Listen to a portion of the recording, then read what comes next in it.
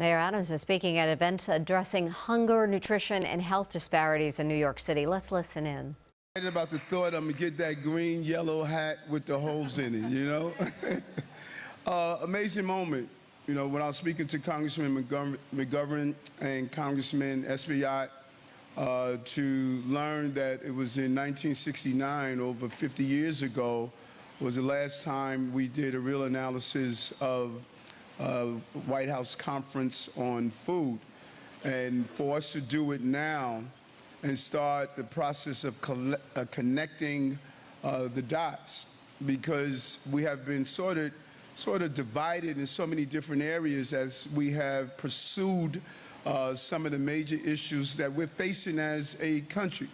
We're addressing the issue of our economy as we rebound from COVID. We could do it by ensuring we use our food supply right here in the state, using ways of growing food, using our buying power to leverage our dollars. We're dealing with environmental issues. We know that the overconsumption of unhealthy meat products and food and how we use it for feed for chickens and cows and other livestock is destroying our Amazon, it's destroying our environment, yet we never really talk about it.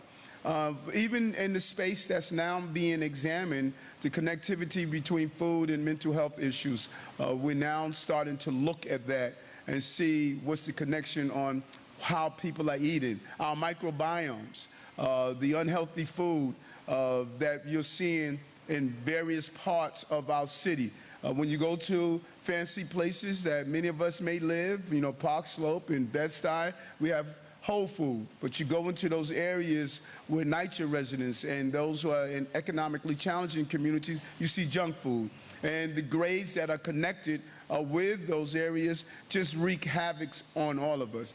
But then this is a personal story. There's no one in this room, no one, that does not have someone that's going through a chronic disease in their life. All of us. All of us. And you know what happens, it hijacks your life. You're no longer yourself. And when I think about waking up that day and having the doctor tell me I was going to be blind in a year, and I was going to lose some fingers and toes because of advanced stages of diabetes, the ulcer, the high blood pressure, the American package. When I thought about that and all I had to do was just change my diet, that is an amazing moment to see that life raft thrown at you that states, if you change your diet, you can change your life. All the lies that told us chronic diseases were part of getting older and it was in our DNA, we finally realized it was not our DNA, it was our dinner. It was not our lineage, it was our lunch, and it was not where we were born, it was our breakfast. And we feed those chronic diseases every day to people in hospitals, senior centers, schools, prisons. We feed the chronic diseases that we are facing in our country. And since being on this journey, you're born in sometimes into these dark places, not realizing they are not burials, but they are plantings. And as you continue to see the harvest, you come in contact with amazing people like Kate and George Holtz from Emblem Health, who's helped sponsor this event, and so many more that have been part of this journey. And I was just telling reporters earlier, this is not a popular journey. Every time I take a hot dog out of someone's hands, I'm losing the vote. You can't do this merely because you're trying to pander to people. There's so many people that get angry when you start talking about the cultural relationship we have with food. But we know this is the right thing to do.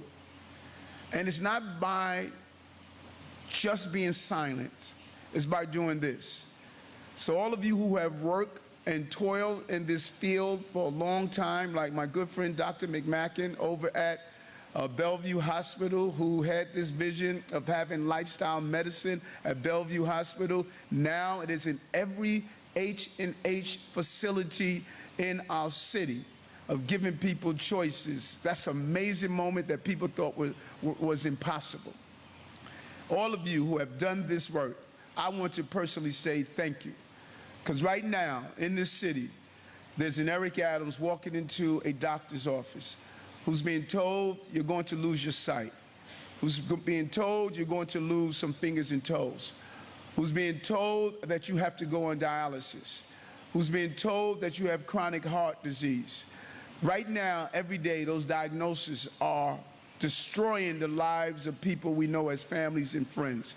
If we get this right, we're going to turn those diagnoses around, and we're going to empower people to know that they can be in control of their health. It's right there, right before us, and this is how we're going to get it done.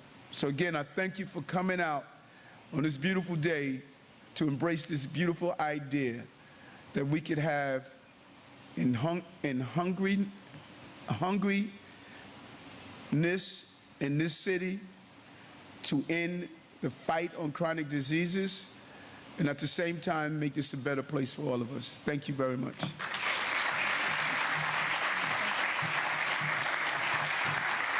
Thank you, Mr. Mayor.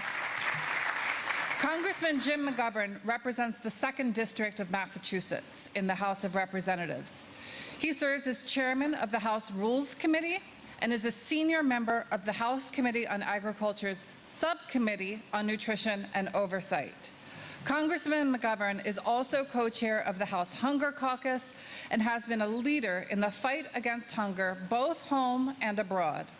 Congressman, thank you so much for joining us today.